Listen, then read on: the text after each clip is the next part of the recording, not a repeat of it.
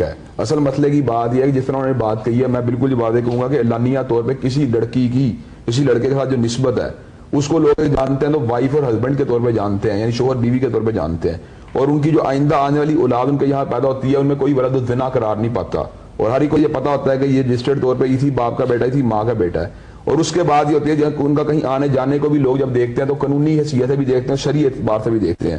اگر یہ تمام کی تمام شرائط موجود ہوں تو نان نفقے والی بات جو ہماری گرد مادی کا بہت بڑا معاشرے میں نیٹ ورک موجود ہے. ارشد حسن ثاقب صاحب, بات یہ ہے کہ ٹیمپرری میرجز کی ہمیں مثالیں ملتی ہیں کہ جب غزوات بہت زیادہ ہو رہی تھیں, لمبے لمبے عرصے کے لیے لوگ گھروں سے دور تھے اور وہاں پہ ان کو اس وقت اجازت دی گئی, لیکن اس کے بعد جب اس کی روک تھام ہوئی تو وہ بھی ہمارے سامنے ہے کہ وہ روک دی گئی اس کے بعد ایک پرٹیکولر پوائنٹ ان ٹائم کے بعد. خیر اہل تشیع کو اس بات پہ ہو سکتا ہے کہ ایگری نہ کریں, بٹ اس کے اوپر بھی ایک الگ سے پروگرام کریں گے انشاءاللہ.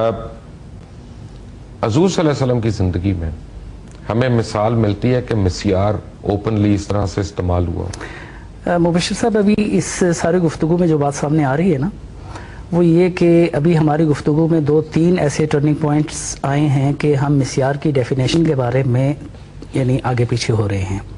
بعض دفعہ ہم گفتگو کرتے ہوئے مسیار کو یوں ڈیفائن کر رہے ہیں کہ مسیار کا مطلب ہے کہ چند حقوق سے ایک فریق یعنی بیوی جو ہے وہ دستبردار ہوتی ہے اور وہ اپنے حقوق جو ہے وہ خاوند کے حق میں چھوڑتی ہے, تو اس حق چھوڑ کر شادی کو قبول کرنے کو ہم مسیار قرار دے رہے ہیں. لیکن اسی دوران میں بعض دفعہ گفتگو جو ہے نا وہ دوسرا ایک یعنی رخ اختیار کرتی ہے کہ شاید پروگرام کا بقیہ حصہ دیکھیے.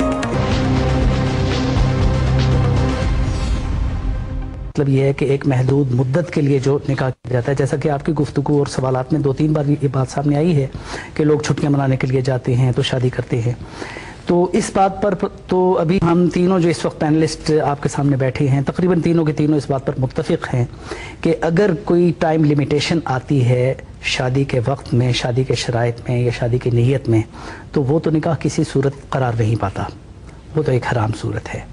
اور اگر مسیار کا مطلب, مسیار کی ڈیفینیشن اور مسیار کا واضح مدعا یہ ہے کہ ٹائم لیمٹ کے حوالے سے وہ نکاح کی طرح ایک دائمی ہمارا بندھن ہے جس میں 2 میاں بیوی یا مرد عورت جو ہے نا وہ آپس میں بندھ رہے ہیں, اس میں تو کوئی کسی قسم کی تبدیلی نہیں ہے.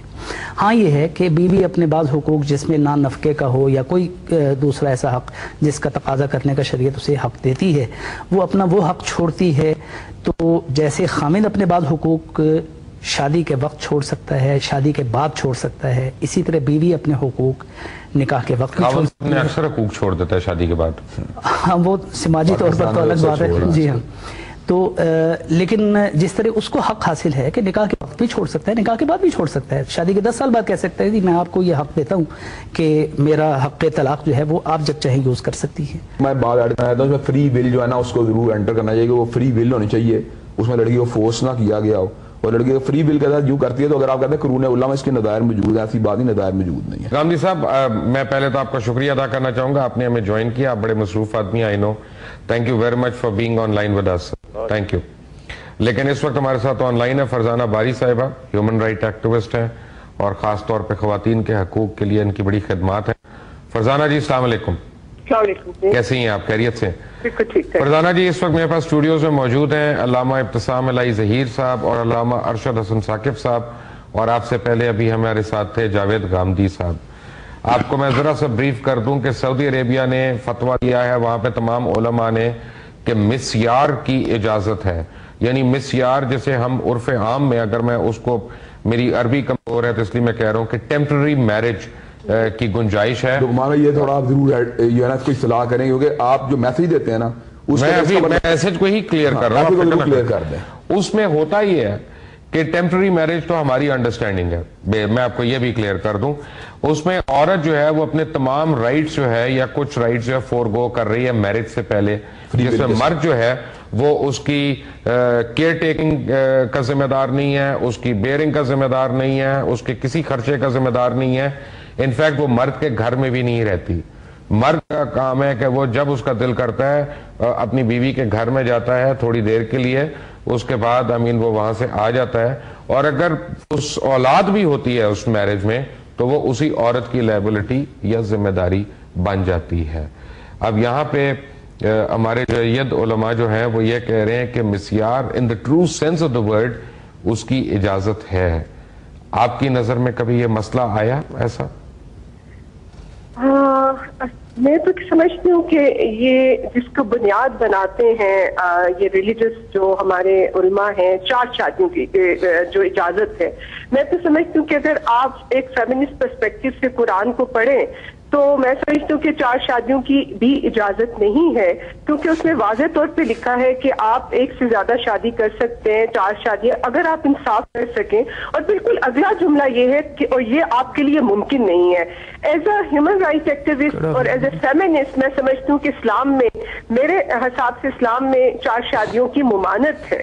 مگر یہ ہے کہ کیونکہ یہ جو اسلام کو کی تشریح کرنے والے ہمیشہ سے یہ تشریح جو ہے وہ مردوں کے ہاتھ میں رہی ہے، اور انہوں نے اسی طرح سے اسلام کی جو تشریح ہے اور قرآن کی جو تشریح ہے وہ اپنے حساب سے ایک پیٹریارکل میں سمجھتی ہوں اس کی انٹرپریٹیشن. فرزانہ جی اس میں ایک بڑا چھوٹا سا مسئلہ ہے کہ قرآن مجید کو جب ہم پڑھیں گے تو ایز اے فیمنسٹ تو پڑھیں گے نہیں، ہم تو اس کو ایز اے مسلم پڑھیں گے. نہیں میں سمجھتی ہوں فیمنسٹ کا کوئی تضاد نہیں ہے اسلام کے ساتھ. دیکھیے جو فیمنسٹ ہیں وہ بلیو کرتی ہیں کہ جتنی بھی صنفی حوالے سے جو نا برابری ہے وہ خدا کی طرف سے نہیں ہے، وہ معاشرے کی بنائی ہوئی ہے. رائٹ، میرے پاس اس وقت 2 اسلام بھی یہ کہتا ہے کہ کسی کو اسلام میں کہیں یہ نہیں ہے کہ عورت جو ہے وہ مرد سے کمتر ہے یا اس کی نابرابری جو ہے وہ اسلام میں کہیں قرآن میں اس کا. رائٹ، میں آپ کو یہ بتاؤں کہ قرآن مجید میں تو یہ بھی نہیں ہے کہ کتنی رکعت پڑھنی ہے مغرب کی نماز میں، اور وہ آپ حدیث سے ہی وہ اس کی آپ لیتے ہیں. علامہ ارشد صاحب کیا کہتے ہیں آپ فرزانہ بی بی کی بات پہ؟ میں یہ سوال پوچھنا چاہوں گا کہ ایک منٹ سوری فرزانہ جی، میں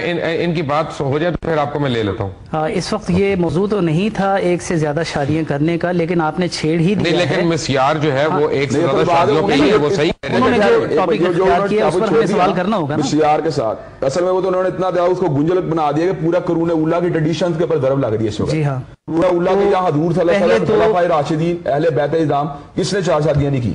سیدنا علی نے نہیں کی، سیدنا عثمان نے نہیں کی، سیدنا عمر نے نہیں کی، سیدنا صدیق اکبر نے نہیں کی. کس نے نہیں کی 4 شادیاں؟ یہ کس طرح کی بات ہے؟ ہم اپنے پورے کلچر کے اوپر ضرب لگانا چاہتے ہیں. کلچر کے علاوہ قرآن پاک سے جو جب بھی آپ کا دل ہے قرآن پاک کی طرف سے یہ جو اعلان کر رہی ہیں کہ قرآن پاک میں ممانعت کی، انہوں نے اعلان نہیں کیا. ممانعت کا انہوں نے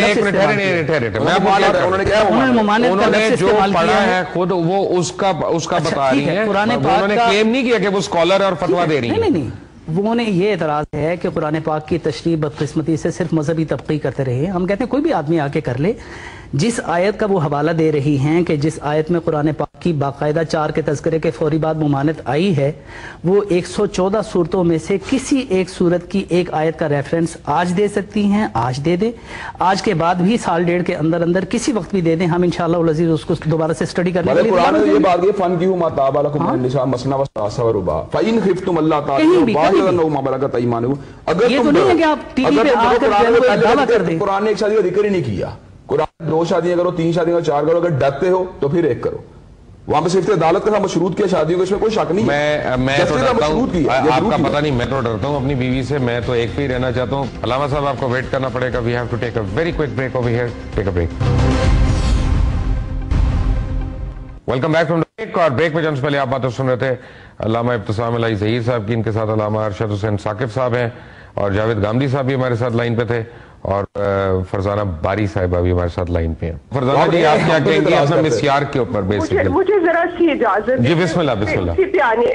جی پہلے تو میں آپ کو یہ بات بتا دوں کہ پوری مسلم ورلڈ کے اندر، اسلامی دنیا کے اندر جو مسلمان خواتین ہیں وہ ایک فیمنسٹ پرسپیکٹو میں قرآن کی تشریح کر رہی ہیں. اور یہ بہت ساری باتیں جو میں سمجھتی ہوں کہ جو مردوں نے بنائی ہوئی ہیں کہ اس کو بنیاد بنا کے کہ عورتوں کو مار سکتے ہیں، جو سورۃ نساء کا ریفرنس ہوتا ہے، اور وہ ساری چیزیں وہ سب چیلنج کر رہی ہیں.